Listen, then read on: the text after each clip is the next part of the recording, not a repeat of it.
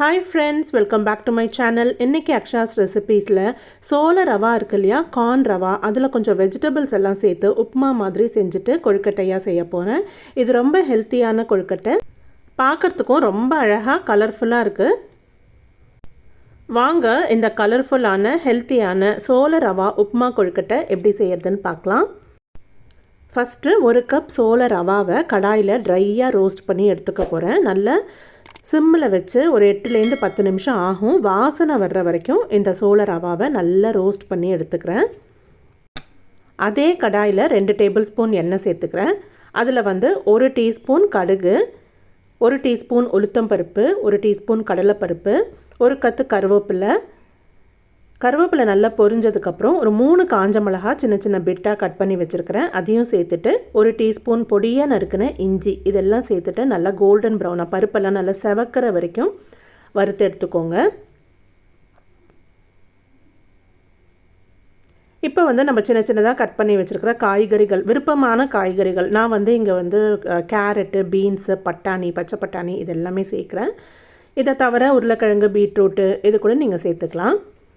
சேர்த்துட்டு நல்லா எல்லாத்தையுமே நல்லா மிக்ஸ் பண்ணிக்கலாம். இப்போ இந்த காய்க்கு தேவையான உப்பு, அதுக்கப்புறம் இந்த சோள ரவா எல்லாத்துக்குமே சேர்த்து நான் 2 டீஸ்பூன் உப்பு இப்போவே சேர்த்துக்கிறேன். சேர்த்துட்டு நல்லா மிக்ஸ் பண்ணிக்கிறேன். இப்போது 2 கப் தண்ணி சேர்த்துக்கிறேன். தண்ணி சேர்த்து கொஞ்சம் மூடி வச்சுருங்க ஒரு 5 நிமிஷத்துக்கு. தண்ணியில் நல்லா கொதி வர்ற வரைக்கும் நம்ம மூடி போட்டு வெயிட் பண்ணணும். பாருங்கள், தண்ணியில் நல்லா கொதி வந்துருச்சு. இந்த ஸ்டேஜில் நம்ம 1/4 கப்பு துவரம்பருப்பை 1-2 மிக்சியில் பொடிச்சு வச்சுருக்கேன், அதையும் சேர்த்துக்கிறேன்.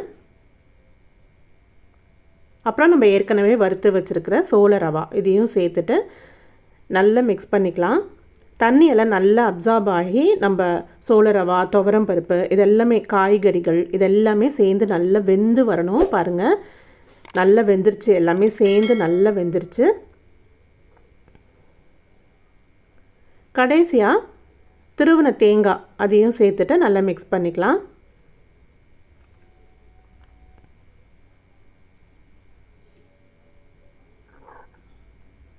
சோள ரவாவில் உப்மா மாதிரி இப்போ தயாராகிடுச்சு.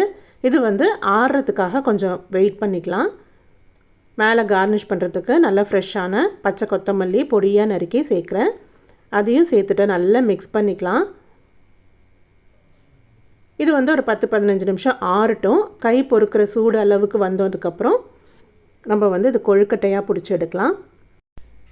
இப்போ நான் இதை கொழுக்கட்டை மோல்டில் போட்டு எல்லாத்தையுமே கொழுக்கட்டை மாதிரி அந்த மோல்டில் போட்டு எடுக்க போகிறேன். நம்ம இஷ்டம் தாங்க, ஷேப்பு என்ன வேணால் பண்ணிக்கலாம். சும்மா உருண்டையாக கூட உருட்டி நம்ம வைக்கலாம். இல்லாட்டி பிடி கொழுக்கட்டைக்கு நம்ம பிடிச்சு வைப்போம் இல்லையா, அந்த மாதிரி கூட வைக்கலாம். நான் இங்கே மோல்டு என்கிட்ட இருக்கிறதுனால நான் மோல்டில் வச்சு செய்கிறேன். எவ்வளோ அழகாக இருக்குது பாருங்கள், கலராக இந்த கொழுக்கட்டை. அழகாக மட்டும் இல்லைங்க, ரொம்ப டேஸ்டியாகவும் இருக்கும். ரொம்ப ஹெல்த்தியான கொழுக்கட்டை இது. நான் எல்லாத்தையுமே மோல்டில் போட்டு ரெடி பண்ணி வச்சுட்டேன் ஷேப்ஸ் எல்லாம். இப்போது இட்லி தட்டில் நம்ம எல்லாத்தையும் அடுக்கி வச்சு நல்லெண்ணெய் தடவி, இட்லி தட்டில் நல்லெண்ணெய் தடவி 10 நிமிஷத்துக்கு ஆவியில் வேக விட்டு எடுத்துட்டோம்னா நம்மளோட சோள ரவா உப்மா கொழுக்கட்டை தயார். இதில் வெஜிடபிள்ஸ் எல்லாம் சேர்த்துருக்கிற தொட்டு இது ஒரு பிரேக்ஃபாஸ்டாகவோ இல்லாட்டி ஒரு டின்னராகவோ கூட நம்ம பிளான் பண்ணிக்கலாம்.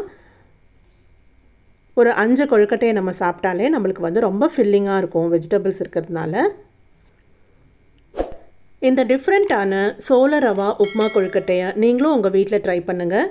இந்த வீடியோ பிடிச்சிருந்தா லைக் பண்ணுங்கள், உங்கள் ஃபேமிலி அண்ட் ஃப்ரெண்ட்ஸ்க்கு ஷேர் பண்ணுங்கள். மறக்காமல் அக்ஷாஸ் ரெசிபீஸ்க்கு சப்ஸ்கிரைப் பண்ணுங்கள். இதே மாதிரி இன்னொரு இன்ட்ரெஸ்டிங்கான வீடியோவில் நான் மீட் பண்ணுறேன். See you and take care.